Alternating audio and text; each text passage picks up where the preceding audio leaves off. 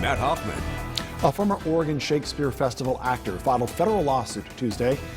They're alleging excessive force by 3 Jackson County Sheriff's deputies. Joining us now is Matthew Rowan, representing Juan Sancho, who is part of this case. Thanks very much for being with us. No problem. Good afternoon. Tell us a little bit about the reason why you and your client filed this lawsuit. Well, there are 2 attorneys. It's myself and Richard Tiroff, who are the attorneys of record on this case.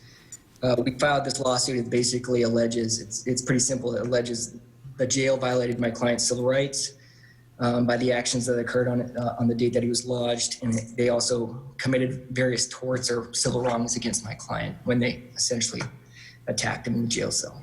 Now, why was your client in jail?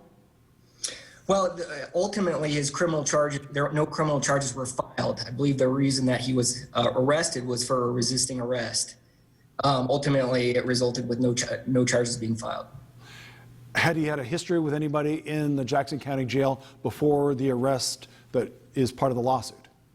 Pardon me? Has he had any prior contact with folks from the jail before any of the lawsuits you folks filed? At the time of his arrest, my client had 0 criminal history. So can you briefly go over what it is that happened in the jail that you feel was the basis for this lawsuit? Well, you can see in the video that's available to the public and is subject to a Freedom of Information Act request. My client was lodged in the jail.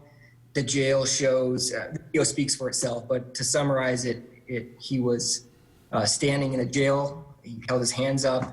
Law enforcement entered, pulled him to the ground rather forcefully.